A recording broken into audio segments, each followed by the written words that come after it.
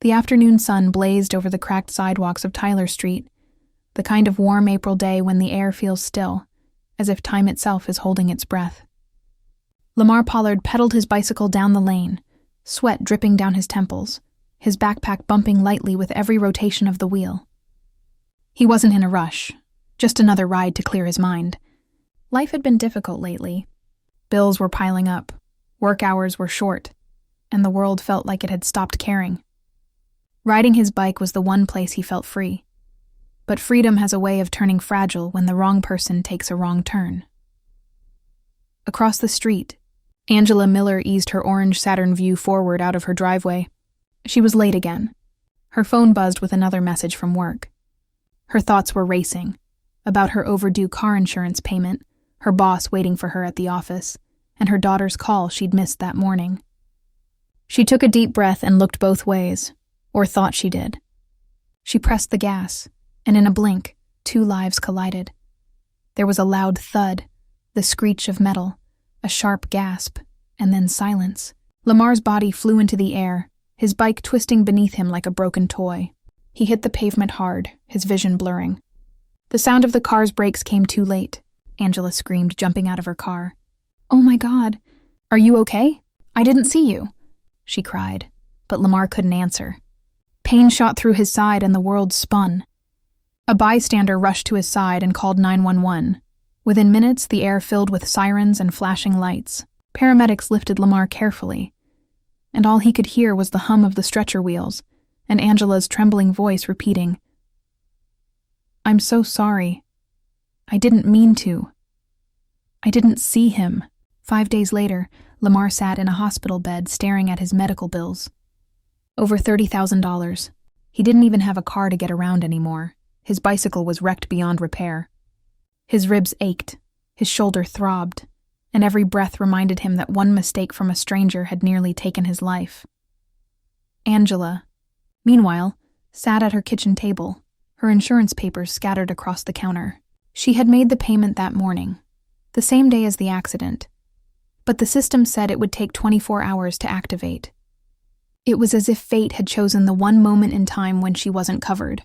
She tried to sleep that night, but guilt gnawed at her like a slow fire. Weeks passed before the court date arrived. It was a gray morning when both of them walked into the familiar courtroom, presided over by the formidable Judge Judith Shendlin, better known to millions as Judge Judy.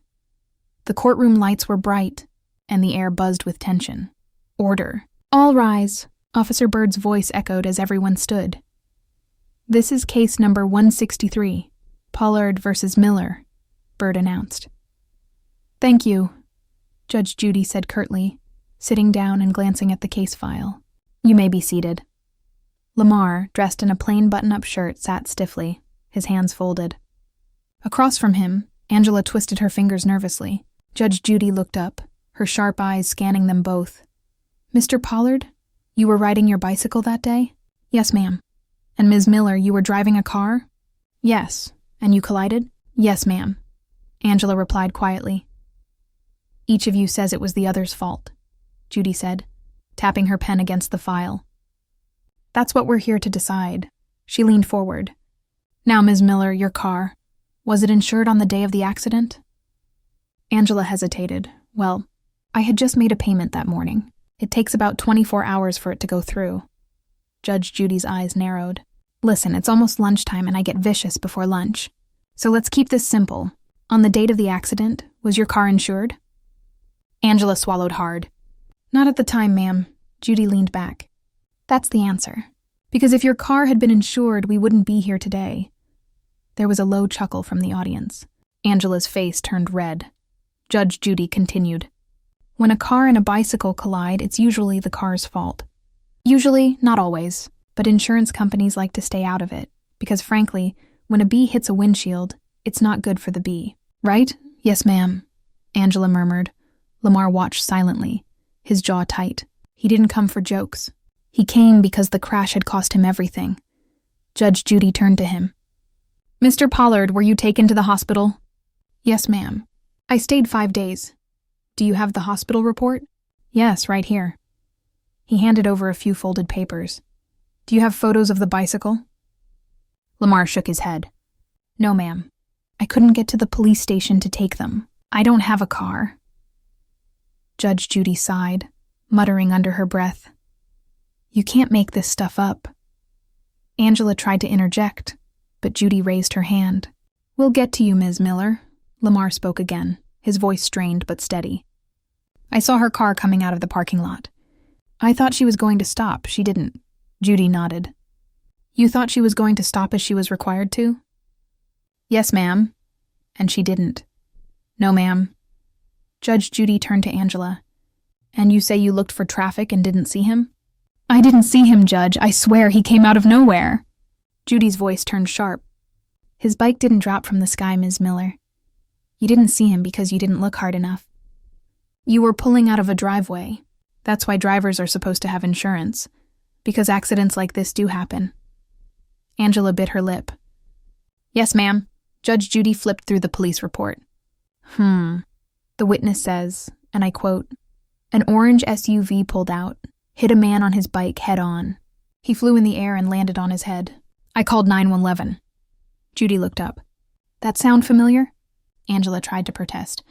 No, ma'am, that's not how it happened. Judge Judy cut her off. Oh, please. I don't even need to read this report. I could have told you that's what it said. I've been doing this long enough. The courtroom laughed lightly, but Lamar didn't. He sat there, remembering the flash of metal, the pain, the sound of his ribs cracking.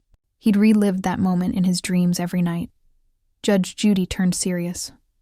Mr. Pollard, how are you feeling now? I'm still in pain, ma'am. I haven't been back on a bike. I don't want to ride again. Good, Judy said dryly. Don't. Stick to walking for a while. There was a pause as she looked between the two of them. Now, my jurisdiction is limited to $5,000. That's the maximum I can award. Lamar nodded. I understand, ma'am. Then that's what I'm going to award you, she said firmly. Ms. Miller, you're lucky he's only asking for that.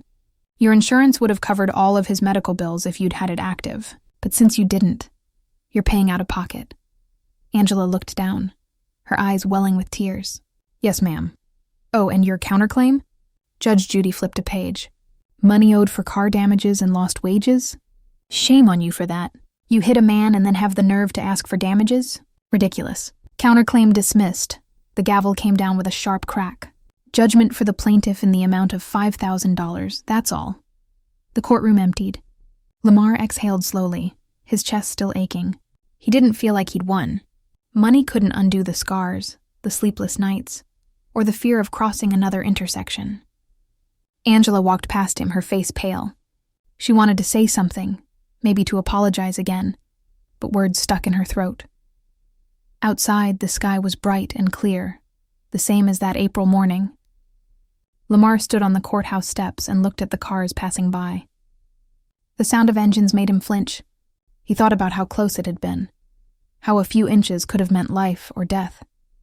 He had been angry for weeks, replaying the crash again and again in his head. But standing there, with the city noise humming around him, he realized anger was just another kind of weight, and he'd been carrying too much already.